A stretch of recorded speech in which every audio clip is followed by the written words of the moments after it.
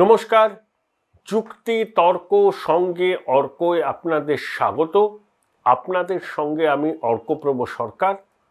সবাইকে বড়দিনের শুভেচ্ছা। নতুন বছর আপনাদের ভালো কাটুক।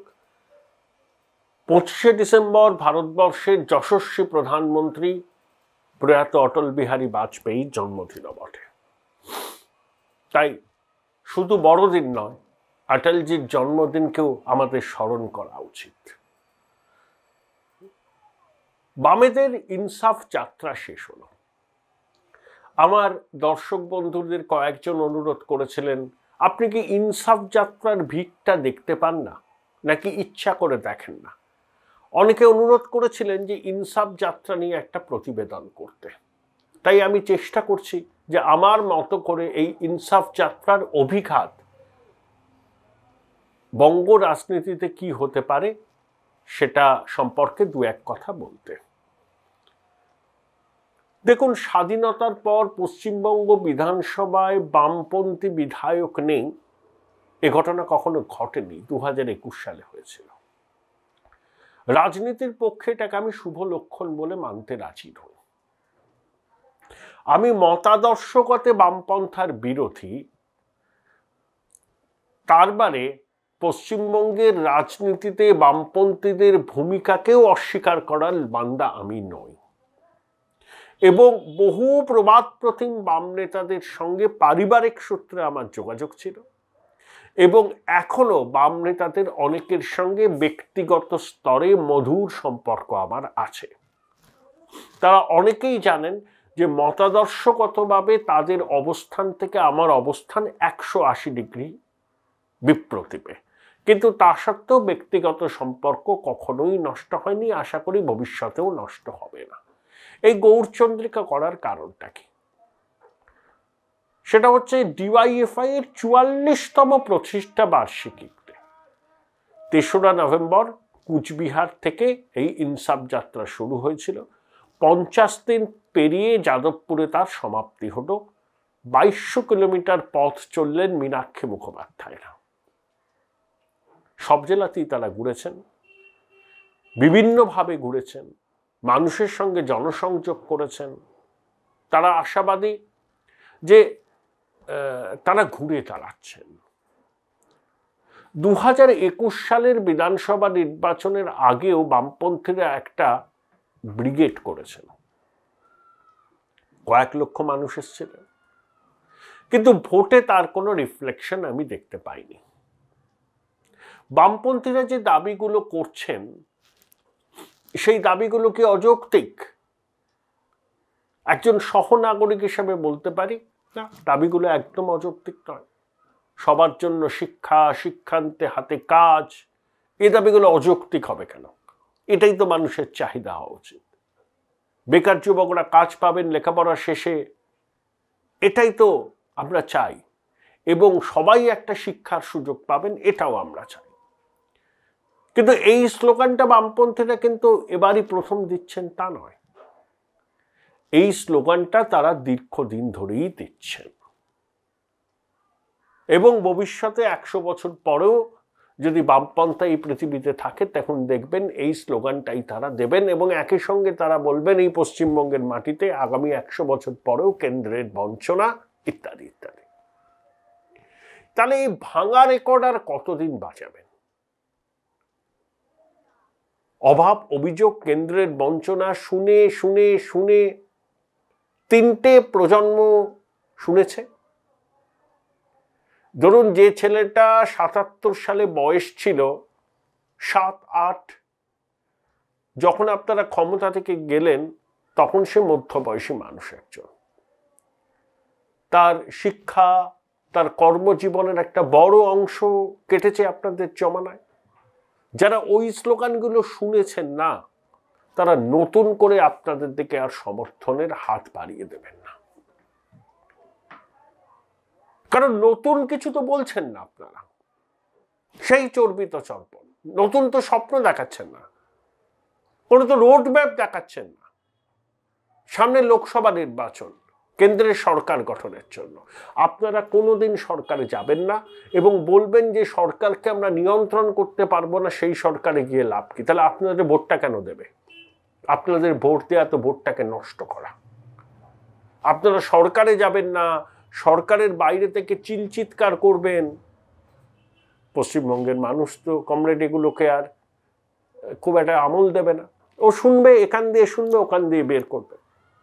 2096 সালেই দেখুন না, জ্যোতিবাবুকে প্রধানমন্ত্রী হওয়ার প্রস্তাব তো দেওয়া হয়েছিল, কিন্তু আপনারা ঐতিহাসিক ভুল করলেন জ্যোতিবাবুর ভাষায়। জ্যোতিবাবু যদি প্রধানমন্ত্রী হতেন, যদি এমন কিছু পদক্ষেপ নিতেন জনস্বার্থে, হয়তো সরকার থাকতো না। সেই পদক্ষেপগুলো, সেই নীতিগুলো থেকে সরে আসা ভবিষ্যতে কোনো কেন্দ্রীয় সরকারের পক্ষে সম্ভব হতো না। একজন কমিউনিস্ট ভারতবর্ষের প্রধানমন্ত্রী হতেন এবং যে যে রাজ্যগুলোতে আপনারা এখনো বিস্তার করতে পারলেন না দলের প্রতিষ্ঠার পর থেকে, সেই সব রাজ্যগুলোতেও আপনাদের পায়ের তলায় জমি কিছুটা হলেও শক্ত হতো। ভুল করেছেন, আবার ভুল করলেন সেই 2008 সালে 1, 2, 3 ভারত মার্কিন অসামরিক পরমাণু চুক্তিকে কেন্দ্র করে। আমাকে প্রণববাবু বলেছিলেন একবার যে আমি বিমান নিয়ে চলে এলাম, জ্যোতিবাবুর সাথে কথা বললাম, জ্যোতিবাবু বুঝেছিলেন, কিন্তু প্রকাশ করা তো অনমনীয়, সমর্থন প্রত্যাহার করলেন। তারপরে 2009 লোকসভা নির্বাচনে আপনারা প্রয়াত হয়েছেন দুর্নীতিতে আকণ্ঠ নিমজ্জিত জয়ললিতাকে প্রধানমন্ত্রী করার জন্য। প্রকাশ কারাত চেন্নাইয়ের পোয়েস গার্ডেনে তার বাসভবনে চলে গেলেন। বলুন কমরেড, এগুলো ঠিক কিনা ঘটনাগুলো? 2004 সালে 61 জন বাম সাংসদ লোকসভায় জিতল। সোনিয়া গান্ধী সহ কংগ্রেস নেতৃত্ব আপনাদের 7খানা ক্যাবিনেট পোস্ট অফার করেছিল, যে ক্যাবিনেট পোস্টগুলোকে অ্যাকসেপ্ট করলে কাজ করতে পারতেন, নিলেন না, শুধু সমন্বয় কমিটির বৈঠক হতো। আর যে বিষয়টাকে কেন্দ্র করে আপনারা সমর্থন প্রত্যাহার করলেন, ভারত মার্কিন অসামরিক পরমাণু চুক্তি, তার সঙ্গে দেশের সিংহভাগ মানুষের কোনো যোগসূত্র নেই। কমরেড প্রকাশ কারাত তার নিজের ইগো, তার মলাটবন্দি মার্ক্সীয় চর্চার বাইরে রিয়েল পলিটিক্সকে বুঝতে পারলেন না। তার মানে এমন রিয়েল পলিটিক্স বুঝলেন যে দুর্নীতিতে আপাদমস্তক ডুবে থাকা জয়ললিতাকে প্রধানমন্ত্রী করতে গেলেন। কেন আপনাদের ভোট দেবে? পাওয়ার উইদাউট রেসপন্সিবিলিটি। ক্ষমতায় যাব না, বাইরে থেকে টানবো রশি ধরে। Join Indian Institute of Hotel Management now. Right choice, right decision. চাপ দেব, কিন্তু সরকারের ভিতরে গিয়ে যখন নীতি প্রণয়নে অংশগ্রহণ করার কথা বলছিলেন সোনিয়াজি, মনমোহন সিং 2004 সালে, আপনারা তো এলেন না। আপনারা সরকারে যাবেন না, শুধু হুক্কা হুয়া চিৎকার করবেন কেন্দ্রীয় সরকারের বিরুদ্ধে, ক্ষমতার মধুবণ্ডে সবকিছু চেটে পুটে ভোগ করবেন, কিন্তু দায়িত্ব নেবেন না। কেন আপনাদের ভোট দেবে? কিসের জন্য ভোট দেবে? মানুষ গণতান্ত্রিক অধিকার আপনাদের ভোট দিয়ে তো নষ্ট করা হবে। শুনতে খারাপ লাগছে না কমরেড? এরকম কথা আরো শুনবেন আগামী দিনে। অনেক মানুষ আপনাদের এই কথাটাই বলবে, আপনাদের ভোট দিয়ে লাভ কি? আপনাদের কিছু সমর্থক আছেন জানেন, যারা সমাজ মাধ্যমে লাল ফৌজ আর বাস্তবে ফেরারি ফৌজ। বড় বড় মার্কস, এঙ্গেলস, ক্রুশ্চেভ সব কত কথা বলে, বুথে নেই। আমি কমরেড মীনাক্ষীকে সেই জন্যই স্যালুট করব, অত্যন্ত লড়াকু যোদ্ধা মেয়ে। ও স্বপ্ন দেখছে বামপন্থার, পরিশ্রম করেছে। কিন্তু আপনাদের একটা বিরাট সংখ্যক অনুরাগী আছে যারা সমাজ মাধ্যমে লাল ফৌজ আর বাস্তবের মাটিতে ফেরারি ফৌজ। বুথে পাড়ায় মিছিল করতে তাদের দেখা যায় না।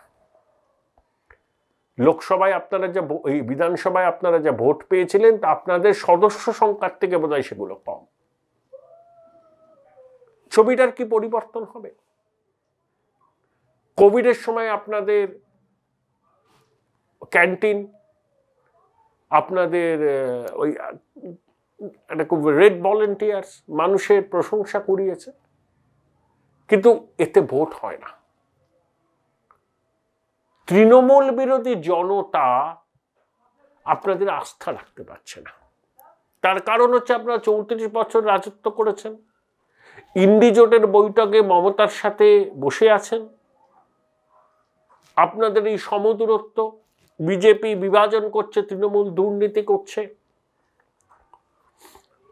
তৃণমূল বিরোধী জনতার একটা সিংহভাগ, তাদের মধ্যে বামপন্থী সমর্থকরাও আছেন, তারা মনে করছেন এই রাজ্য থেকে তৃণমূলকে হটাতে পারে একমাত্র বিজেপি। তারা বিজেপির মতাদর্শগত দ্বারা উদ্বুদ্ধ তা নয়। তাদের বক্তব্য যে রাজ্য সরকারের যদি পুলিশ সিআইডি থাকে, কেন্দ্রীয় সরকারের তেমনি কেন্দ্রীয় বাহিনী ইডি সিবিআই আছে। অতএব তৃণমূলকে হটাতে বামপন্থীরা এখন পারবে না, মেরুদণ্ডে সেই জোর নেই, হতোদ্যম হয়ে গেছে। যদি তৃণমূলকে হটাতে হয় সেটা বিজেপি পারবে। 2019-এর লোকসভা নির্বাচনে বামের ভোট নামে যাওয়ার যে প্রবণতা হয়েছিল, 2021 সালে সেই প্রবণতা সম্পূর্ণ হলো। কোথায় একটা সমবায় জিতছেন, কোথায় একটা পুরসভা জিতছেন, সার্বিক প্রেক্ষাপটে ওটাকে বিচার করা যায় না। লোকসভা নির্বাচন দেশের সরকার গঠনের লক্ষ্যে হবে। আপনাদের ভোট দিলে ভোটটা ওয়েস্ট হবে বলে অনেকে বলছেন, কারণ ওই একই চিলচিৎকার করবেন, বঞ্চনার কথা বলবেন। আর যখন অতীতে সুযোগ এসছে কেন্দ্রীয় সরকারের অংশ নিয়ে ভারতবর্ষের আর্থিক এবং সামাজিক নীতিতে কিছু মৌলিক পরিবর্তনের সূত্রপাত করার, তখন আপনারা দায়িত্ব এড়িয়ে গেছেন অনেক রকম তাত্ত্বিক বিষয়ের অবতারণা করে। কেন আপনাদের ভোট দেবে? আর বারে বারে আপনারা বলেন বিভেদের রাজনীতি। একটু বুঝিয়ে বলবেন কমরেড, বিভেদের রাজনীতিটা কি? হিন্দুদের স্বার্থ রক্ষার কথা যারা বলে তারা কি অন্যায় করে? দেশের 100 কোটি মানুষ হিন্দু, হিন্দু সংখ্যাগরিষ্ঠ। হিন্দুদের স্বার্থ রক্ষার কথা বললে যদি অন্যায় হয়, যদি বিভেদের রাজনীতিকে প্রশ্রয় দেয়া হয়, মাফ করবেন কমরেড, আপনাদের এই যুক্তি দেশের মানুষ নেবে না, মিলিয়ে নেবেন আমার কথা, এই পশ্চিমবঙ্গেই নেবে না।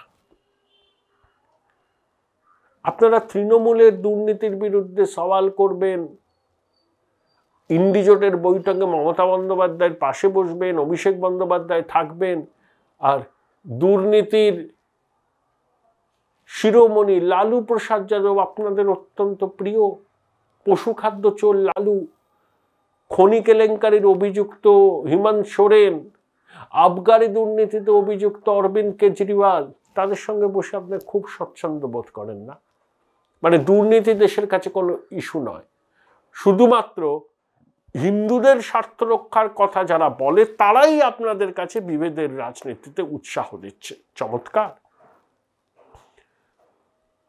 আপনাদের সামনে কঠিন চ্যালেঞ্জ, আমিও জানি, আপনারাও জানেন। ওই জাঠা করা, পদযাত্রা করা, এগুলো আপনাদের পুরনো কৌশল।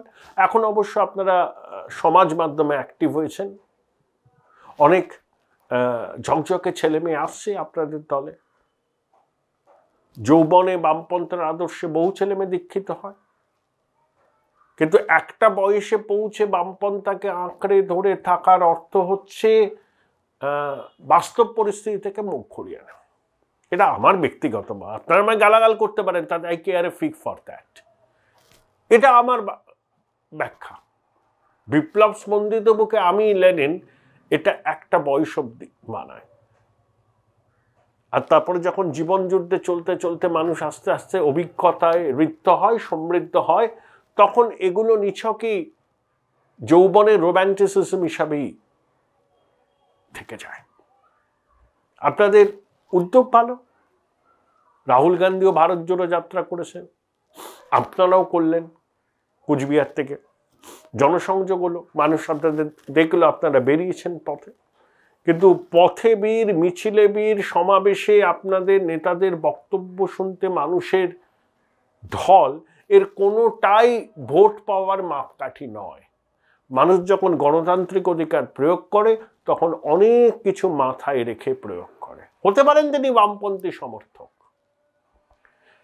কিন্তু নির্বাচনে আপনাদের ভোট দিচ্ছেন না, কারণ তিনি মনে করেন তৃণমূলের দুর্নীতির থেকে বাংলাকে মুক্ত করতে আপনারা এখন পারবেন না। তাই বামপন্থী সমর্থকদের ভোটই তো বিজেপি পেয়েছে এবং আগামী দিনেও পাবে। আগামী দিনেও পাবে। আপনাদের এই বিভেদের রাজনীতির তত্ত্ব মানুষ কিন্তু গ্রহণ করবে না। কয়েকটা মাসের অপেক্ষা কমরেড, দেখুন না।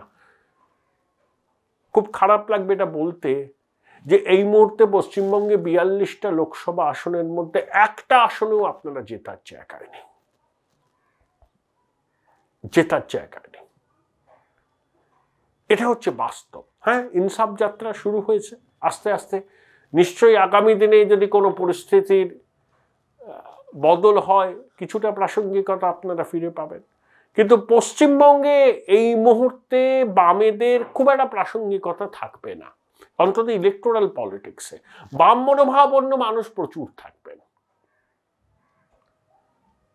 প্রচুর থাকবেন, কিন্তু electoral politics, mark my word, electoral পলিটিক্সে এই মুহূর্তে পশ্চিমবঙ্গে খুব প্রাসঙ্গিক হওয়ার জায়গায় আপনারা নেই কমরেড।